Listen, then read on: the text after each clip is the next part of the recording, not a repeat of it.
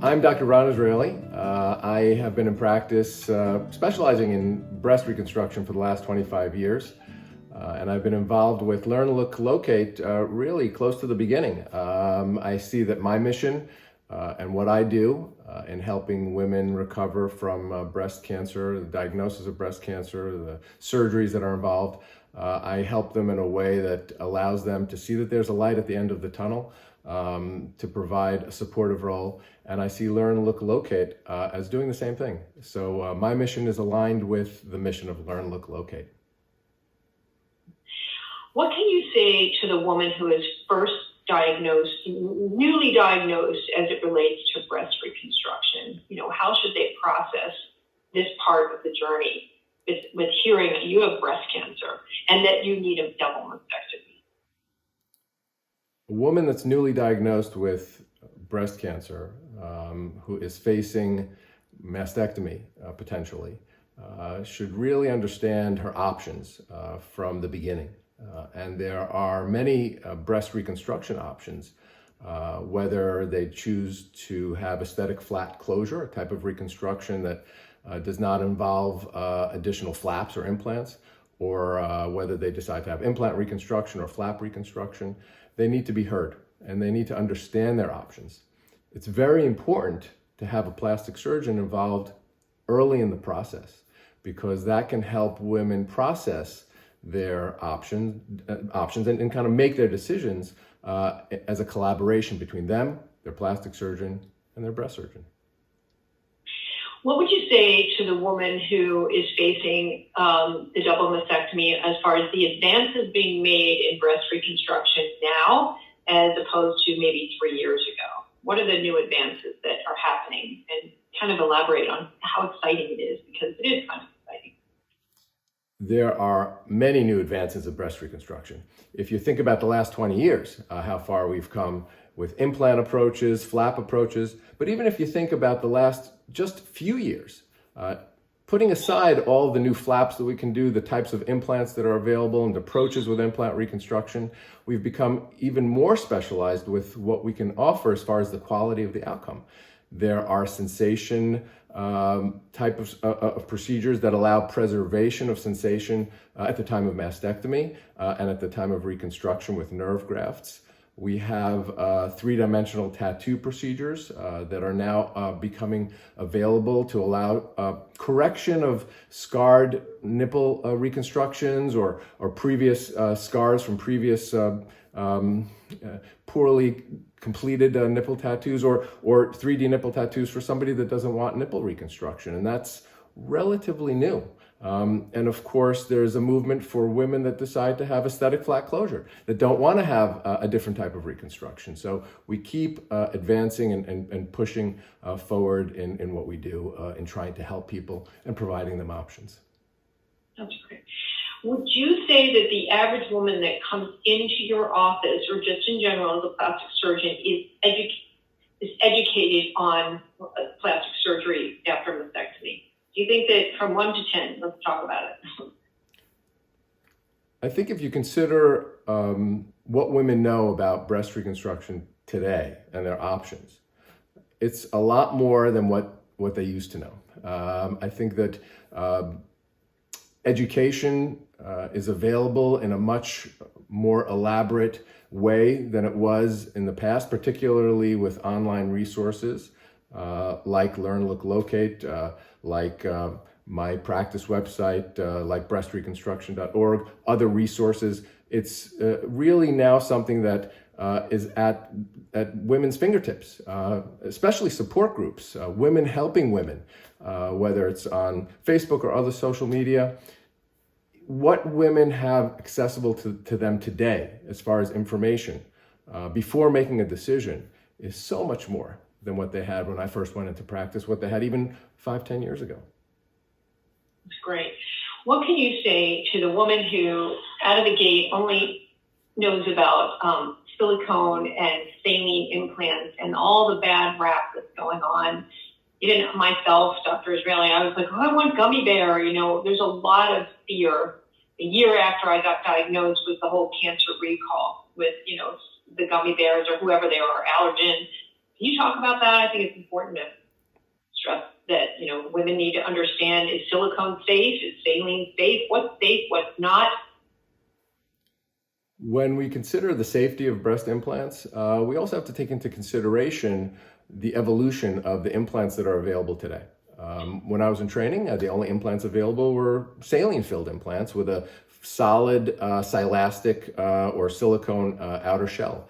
The implants that are available today include the more cohesive type of silicone gel implants, which became available in 2006 following a very rigid FDA approval process. I think it's very important for any woman considering breast reconstruction with implants to understand the differences between saline, between silicone, to speak with their plastic surgeon with regards to risks and benefits, and the importance of monitoring these implants over time. But what we do know is that in general, these are safe and they are very well-studied devices, but they may not be for everyone. Is it true, and this is my personal wonder, is that you have to get your implants redone after 10 years, something like that? Do they need to be checked, It used to be thought that implants, silicone gel breast implants in particular, need to be changed at a fixed interval, let's say every 5 or every 10 years. That's no longer the case. That's not the typical recommendation. Certainly not with saline implants. With silicone gel implants, we do need to monitor them. And the current guidelines require that at about 5 years or so after the first operation, we need to have an MRI or an ultrasound to evaluate the status of the implant to make sure that there's no problem or a tear or a leak. And then every 2 to 3 years thereafter. But if there is no problem with evaluation of the implants, they don't need to be removed. They could stay in place. What about people who are diagnosed with breast cancer and get implants and trying to make sure that another lump or bump does not occur? How hard is it to find a lump that could be growing if you've got a saline implant in there? I've always wondered. Some women ask me whether or not a potential recurrence of their cancer would be somehow obstructed or hidden by a breast implant or even by a flap reconstruction. And we know that flap reconstruction or implant reconstruction does not increase the risk of cancer coming back.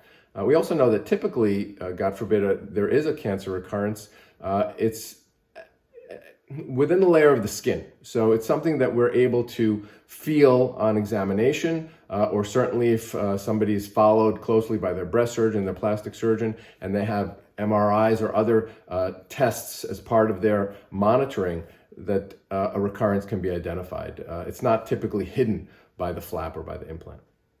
Okay. Let's talk about deep flap. I have a whole page on my website about deep flap. Sure. You know that, right? Yeah, of course. Talk about the procedure, and then also, to me, it's just not known unless you know a friend. Nobody knows about it. So let's talk about the naturalness of it. Let's talk about, how it's become more and more popular or whatever. And I understand the surgery is quite extensive, but the outcome is quite lovely. I want more people to know. If you consider the sort of most popular or most advanced approach to breast reconstruction with flap tissue today, it's the DIEP flap. And the DIEP flap, which stands for deep inferior epigastric perforator flap, that's the blood vessels that provide blood supply to that skin of the lower abdomen that's transferred to the chest to create a breast shape or a breast reconstruction. That evolved over time. It used to be an operation that required removing muscle. We don't do that anymore with the deep flap. With this flap, we can preserve muscle and create a natural, warm, soft, reconstructed breast. And if you consider the history of that, we only started doing that in the early 90s. Only a few surgeons were really doing it at that point in time. There are more and more surgeons offering it today, but it is considered state-of-the-art, and you do need to find someone who is really specialized in this approach and can do it safely. Is aesthetic flap closure done the same way in all patients that choose this approach? Yeah. Good question. When somebody comes to you with a decision or makes a decision along with you, it's really a joint decision, If somebody comes and decides to undergo mastectomies with aesthetic flat closure, we have to realize that there are different ways of doing that. And that depends on really multiple factors. First of all, the size of the breast, the shape of the breast, the quality of the breast skin following mastectomy. All of these need to be taken into consideration when doing this procedure. For women with smaller breasts, you may be able to do this in a way that's pretty straightforward in one stage. For women with a larger volume or more ptotic, lower breasts that are fuller, it might be a little bit more complicated because more skin needs to be removed. And sometimes patients would benefit from a secondary procedure after recovery, elective, ambulatory, to correct or finalize the contour.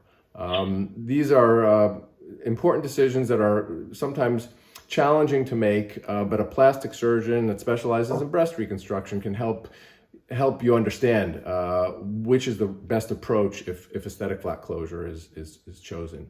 And it's something that has to be done in collaboration with the breast surgeon. I think it's very important to feel comfortable with the plastic surgeon that you've chosen to work with.